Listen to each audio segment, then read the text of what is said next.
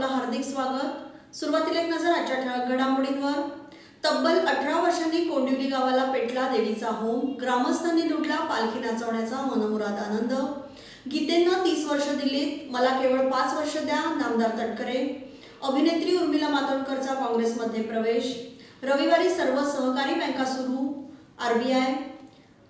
कोकण उष्म्याने हैराण, तापमान 40 अंशावर आणि वीज दर कडाडणार। निवडणुकीच्या तोंडावर महावितरणची 6% वाढ। आता पाहूया सविस्तर वृत्त। कोंडिवली ग्रामदेवतेच्या पालखीवरून निर्माण झालेला वाद अखेर मिटला असल्याने तब्बल 18 वर्षाच्या प्रदीर्घ परीक्षेनंतर कोंडिवली ग्रामदेवतेच्या पालखीवरून निर्माण झालेला वाद अखेर मिटला असल्याने तब्बल 18 वर्षाच्या प्रदीर्घ प्रतीक्षेनंतर कोंडिवलीतील ग्रामस्थांना ग्रामदेवतेची पालखी नाचवण्याचा आनंद लुटता आला। ग्रामदेवतेच्या पालखीचा वाद न्यायालयीन प्रक्रियेत अडकल्याने या गावात गेली अनेक वर्षे होमच पेटवण्यात आला नव्हता। मात्र यंदा ग्रामस्थांनी गावातच बसून पालखीवरून निर्माण झालेला वाद मिटवला आणि ग्रामदेवतेची पालखी खेळण्यासाठी बाहेर पडली। ग्रामदेवतेच्या पालखीच्या मानावरून कोंडिवली येथील शिंदे आणि कोंडविलकर या दोन्ही गटांनी पालखीवरून वाद निर्माण केले होते। तब्बल 18 वर्षांनंतर हे वाद मिटले आणि गावात शिमगोत्सवाचे ढोल वाजू लागले। न्यायालयीन वादात अडकलेली ग्रामदेवतेची पालखीही या निमित्ताने बाहेर पडली आणि येथील ग्रामस्थांनी पालखी नाचवण्याचा मनमुराद आनंद लुटला। देशाला परिवर्तनाची गरज आहे आणि जर देशात परिवर्तन घडवायचं असेल तर राष्ट्रवादी काँग्रेसचे उमेदवार सुनील तटकरे यांना विजयी करा। गीते यांना तुम्ही 30 वर्ष दिलीत, मला केवळ 5 वर्ष द्या। विकासाचा राहिलेला अनुशेष भरून काढल्याशिवाय राहणार नाही, हा माझा शब्द आहे, असं प्रतिपादन रायगड लोकसभा मतदारसंघाचे उमेदवार सुनील तटकरे यांनी केलं। या सभेत त्यांनी केंद्र सरकारवर कडाडून टीका केली। गेल्या 30 वर्षात समाजाच्या नावावर निवडून गेलेले अनंत गीते यांनी केवळ जनतेची दिशाभूल करण्याचं काम केलं।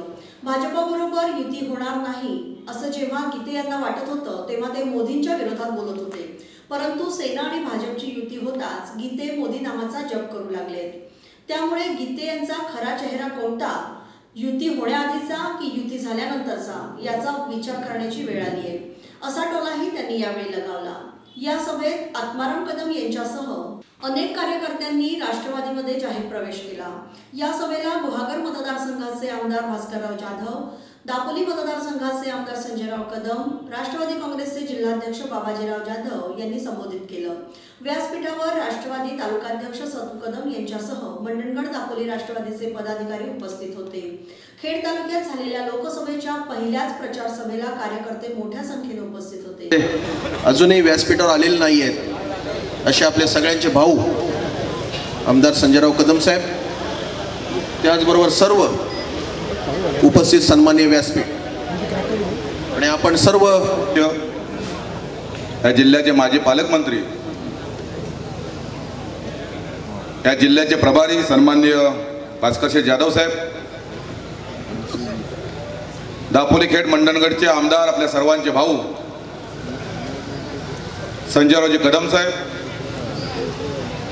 राष्ट्रवादी काँग्रेस पलीकडचं गाव तिसा आणि पलीकडच्या बाजूला रामदास कदम, तिकडं रामदास कदम, मध्ये तिसा, इकडं संजय कदम। हात तिच्यातले लोक आहेत, हात वर करा। तिच्यातले लोक किती आहेत? हात तिच्यातल्या लोकांनी सांगायचं की तिसा आणि नारंगीचा पूल किती अंतर आहे? तिसा आणि नारंगीचा पूल फक्त 3-3.5-4 किलोमीटर अंतर आहे।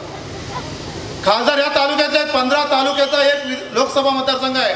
6 इकडच्या मैताला म्हणत नाही, तुमच्या गावच्या मातीला सुद्धा त्या ठिकाणी सीमेला सुद्धा स्पर्श केला आणि मग अशा जाहिरात द्यायला पाहिजे, कुणीतरी पत्रकार छापला पाहिजे की त्याने आता सांगितलं पाहिजे मी आता निवडून गेलो की पुढच्या आणखी 30 वर्ष दिसणार नाही, कारण 30 वर्ष दिसणार नाहीत। आजचे नेते आदरणीय भास्कररावजी जाधव, आपल्या मतदारसंघाचे लोकप्रिय आमदार संजयभाऊ कदम, बाबाजीराव जाधव, काँग्रेस पक्षाचे तालुक्याचे अध्यक्ष खतीबजी, काटकरजी, दापोलीहून आलेले दापोलीचे सभापती, प्रवक्ते, जिल्हा परिषद पंचायत समितीचे सर्व सन्मान्य सदस्य,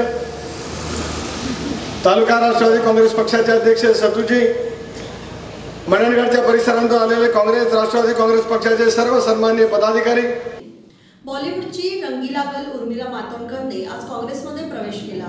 उर्मिलाला काँग्रेसकडून आज दिल्लीत बोलवण्यात आलं होतं। काँग्रेस अध्यक्ष राहुल गांधी यांच्या उपस्थितीत उर्मिलानं काँग्रेस पक्षात प्रवेश केलाय। उर्मिलाने काँग्रेसचे सदस्यत्व स्वीकारलं असून उत्तर मुंबईतून उर्मिलाला अधिकृत उमेदवारी घोषित होणार असल्याची शक्यता आहे। लोकसभा 2019 साठी उत्तर मुंबईतून मराठी अभिनेत्री आसावरी जोशी आणि शिल्पा शिंदे यांनीही उमेदवारी मागितली होती, परंतु उत्तर मुंबईतून काँग्रेसकडून उर्मिलाचं नाव पुढे आलंय। उर्मिलाला उमेदवारी मिळाल्यास उर्मिलाचा मुकाबला भाजपचे तगडे उमेदवार खासदार गोपाळ शेट्टी यांच्याशी होणार आहे। गोपाळ शेट्टी यांच्या विरोधात काँग्रेसकडून एखादा लोकप्रिय आणि ग्लॅमरस चेहरा देण्याचा प्रयत्न आहे। भारतीय रिझर्व्ह बँकेकडून सरकारी व्यवहार करणाऱ्या सर्व बँक शाखा येत्या रविवारी 31 मार्च रोजी चालू ठेवण्याचं सांगण्यात आलंय। यासंबंधी संबंधित बँकांना निर्देश देण्यात आले। चालू आर्थिक वर्षाचा शेवटचा दिवस 31 मार्च असून या दिवशी रविवार असल्याने सरकारी व्यवहार करणाऱ्या बँक शाखा चालू ठेवण्याचे आदेश देण्यात आले। रिझर्व्ह बँकेकडून एक परिपत्रक जारी करण्यात आलंय। या परिपत्रकात भारत सरकारने 31 मार्च 2019 रोजी कामकाजासाठी सरकारी देवाणघेवाण करणारी सर्व बँक कार्यालय खुली राहणार असल्याचं सांगण्यात आलंय। सरकारी कर, सरकारी कामासंबंधित इतर निधी तसेच इतर रखडलेली कामं 31 मार्च या आर्थिक वर्षाच्या शेवटच्या दिवशी पूर्ण करण्यासाठी 31 मार्च रोजी सर्व सरकारी बँका सुरू ठेवण्यात येण्याचे आदेश देण्यात आले। शिमग्यानंतर वातावरणातून थंडी गायब झाली असून तापमानाचा पारा चढू लागलाय। गेल्या 2 दिवसांपासून फाल्गुन महिन्यातच रत्नागिरीकरांना वैशाख वणव्याच्या झळा बसू लागल्या। मंगळवारी दुपारी जिल्ह्यात पारा 32 ते 35 अंशापर्यंत पोहोचला होता। उन्हाचे चटके आणि घामाच्या धारांमुळे रत्नागिरीकर त्रस्त झाले। दरम्यान येत्या काही दिवसात मुंबई आणि कोकणातील तापमान 40 अंशावर जाण्याची शक्यता वेधशाळेने वर्तवली आहे। जिल्ह्यात एप्रिल आणि मे या 2 महिन्यात कडक उन्हाळा असतो, मात्र मार्च महिन्याच्या अखेरीसच यावेळी कडक उन्हाचे चटके जाणवू लागलेत। वातावरणातील या बदलामुळे सोमवारी कोल्हापूर, सिंधुदुर्गसह काही ठिकाणी पावसाच्या सरी कोसळल्या। याचा परिणाम रत्नागिरी जिल्ह्यातही दिसून आलाय। गेले 2 दिवस वातावरण काहीसं ढगाळ असून उष्णता प्रचंड वाढली आहे। कोकण आणि गोव्याच्या काही भागात तापमानात वाढ झाल्याचं पुणे हवामान विभागानं म्हटलंय। ऐन उन्हाळ्यात आणि निवडणुकीच्या तोंडावर जनतेला वीज दरवाढीचा शॉक बसणार आहे। 1 एप्रिल पासून महावितरणकडून विजेच्या दरात 6% वाढ होणार आहे। सप्टेंबरमध्ये राज्य वीज नियामक आयोगानं याबद्दलचा निर्णय घेतला होता। त्याची अंमलबजावणी 1 एप्रिल पासून करण्यात येईल। त्यामुळे ऐन उन्हाळ्यात सर्वसामान्य जनतेला वीज दरवाढीची झळ सोसावी लागेल। राज्यात उन्हाचा कडाका वाढतो, त्यातच आता महावितरणकडून दरवाढ केली जाणार आहे। 4 दिवसांनी महावितरणची दरवाढ लागू होईल, त्यामुळे वीज बिलात 6% वाढ होईल। राज्य वीज आयोगानं गेल्या वर्षी 12 सप्टेंबरला राज्यातील वीज वितरण कंपन्यांच्या नव्या वीज दरांना मान्यता दिली होती। त्यानुसार महावितरण, अंबानी, टाटा पॉवर यांचे वीज दर वाढले। महावितरणला 8,268 कोटी रुपयांची दरवाढ करण्यास मंजुरी देण्यात आली होती। त्यामुळे 1 एप्रिल 2019 पासून नव्या आर्थिक वर्षातही पुन्हा या दरवाढीचा फटका ग्राहकांना बसणार आहे। दरमहा 100 युनिटपर्यंत वीज वापरणाऱ्या घरगुती ग्राहकांकडून महावितरण 5 रुपये 30 पैसे प्रति युनिट इतका दर आकारतं। आता यामध्ये 16 पैशांची भर पडेल। त्यामुळे एका युनिटसाठी 5 रुपये 46 पैसे मोजावे लागतील। तर 101 ते 300 युनिटपर्यंत वीज वापर करणाऱ्या ग्राहकांना प्रति युनिट मागे 24 पैसे जास्त मोजावे लागतील। 500 युनिटपर्यंत वीज वापर असलेल्या ग्राहकांची वीज 15 पैशांनी महाग होणार आहे। वीज दराबरोबरच स्थिर आकारातही 10 रुपयांची वाढ होणार आहे। तो 80 रुपयावरून 90 रुपये होणार आहे।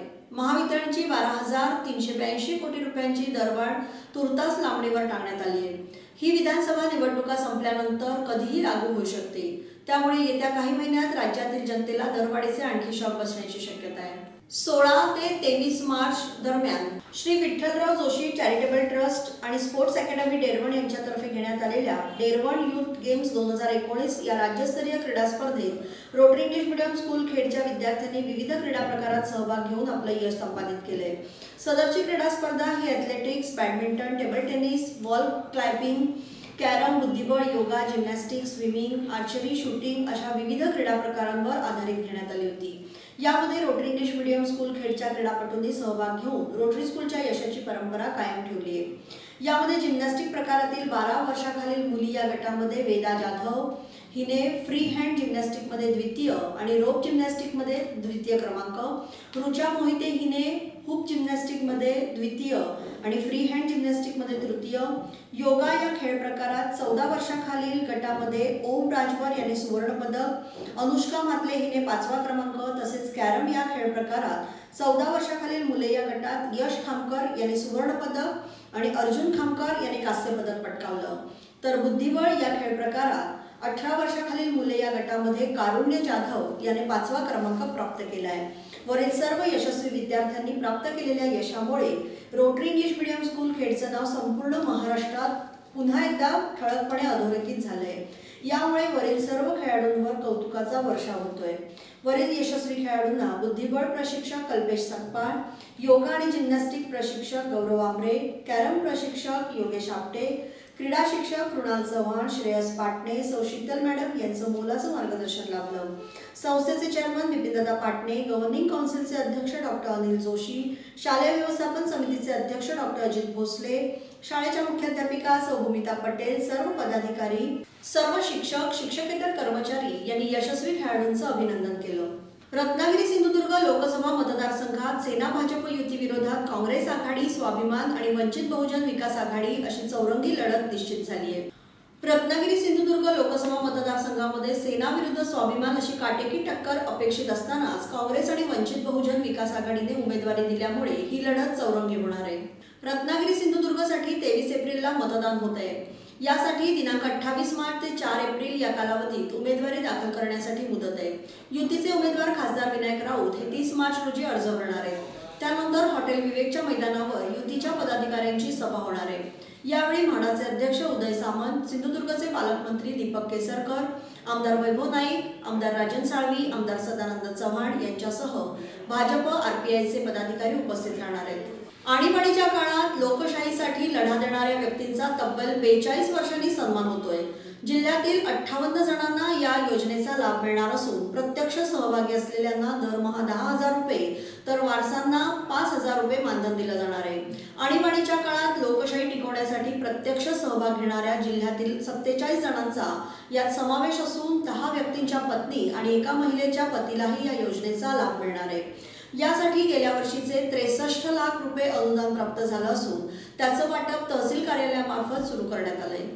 26 जून 1975 ते जानेवारी 1977 18 महिन्याच्या कालावधीत देशात आणीबाणी होती। यावेळी जिल्ह्यातील सुमारे 200 महिला पुरुष लोकशाहीकरिता लढा देत होते। यामुळे त्यांना तुरुंगवास भोगावा लागला। या दरम्यान अनेक कुटुंबियांची वाताहत झाली होती। त्यामुळे अनेकांना हलाखीचे जीवन जगावे लागले। काहींचा तर उपासमार आणि आजाराने मृत्यूही झाला। या लढ्यात सहभागी होणाऱ्या 200 जणांपैकी केवळ 47 व्यक्ती आज जिवंत आहेत, तर 10 व्यक्तींच्या पत्नी आणि एका महिलेचे पती हयात आहेत। आणीबाणीच्या 42 वर्षांनी त्या काळात लढा देणाऱ्या या लोकशाही बळकटीसाठी काम करणाऱ्या सर्वांचा सन्मान होणार आहे। शेवटी पुन्हा एक नजर आजच्या ठळक घडामोडींवर। तब्बल 18 वर्षांनी कोंडिवली गावात पेटला देवीचा होम, ग्रामस्थांनी लुटला पालखी नाचवण्याचा मनमुराद आनंद। गीतेंना 30 वर्ष दिली, मला केवळ 5 वर्ष द्या, नामदार तटकरे। अभिनेत्री उर्मिला मातोंडकरचा काँग्रेसमध्ये प्रवेश। रविवारी सर्व सरकारी बँका सुरू, आरबीआय। कोकण उष्म्याने हैराण, तापमान 40 अंशावर आणि वीज दर कडाडणार, निवडणुकीच्या तोंडावर महावितरणची 6% वाढ। याबरोबरच हे बातमीपत्र संपलं। धन्यवाद।